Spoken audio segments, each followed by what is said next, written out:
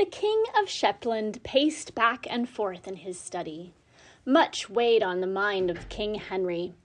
He waited to hear updates from the team of trusted advisors and great thinkers that he had sent to the council in Vinland.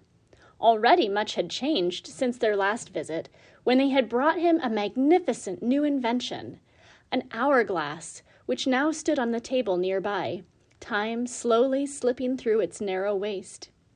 He now ate his meals at the same time every day. Everyone arrived all at once when it was time for meetings to begin, for times could now be agreed upon beforehand, and with so little time wasted on waiting for everyone to arrive, more had been accomplished in one moon than anyone could remember. On this cold November morning, for that was the name that had been given to this month, the king was distracted from thoughts of the council by a more personal matter. He looked out of the window, his eyes searching the yard below for signs of the carpenter he had commissioned to build a new bed for his wife, the queen's birthday. He had measured out the space himself, placing 1 foot, toe to heel, in front of the other. The king was a tall man and had determined that he needed a bed 7 feet long, longer than a normal bed, in order to sleep with his heels on the bed rather than dangling over the end of it. At last he sighted the carpenter. Far below, the man directed 4 other men, each clinging to one of the posts of the new bed frame, as they maneuvered it through the ancient gate of the castle yard.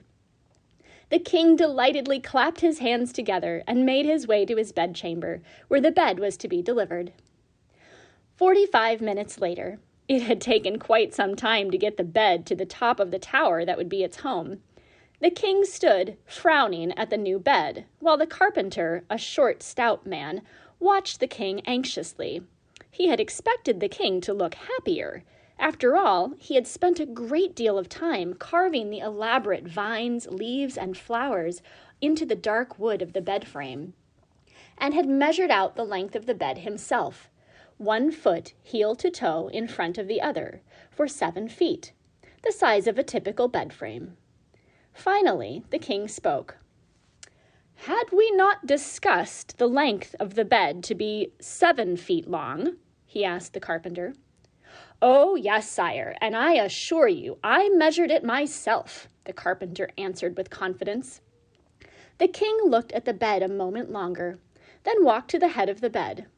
He began to walk beside the bed, carefully placing 1 foot, toe to heel, in front of the other. As he did so, he counted aloud. 1, 2, 3, 4, 5. He stopped as his toe was lined up with the end of the bed. He looked at the carpenter. The carpenter's eyebrows pinched together in a look of confusion. "I am sure I measured correctly," he mumbled, as he walked to the head of the bed. The carpenter began to measure the bed himself in the same fashion, stepping carefully, toe to heel, and counting as he went. 1, 2, 3, 4, 5, 6, 7. His toe lined up with the end of the bed. He looked up at the king. The king looked at the carpenter, a thoughtful expression on his face. He looked at the carpenter's feet, then at his own feet. Slowly, a look of understanding began to form on his face.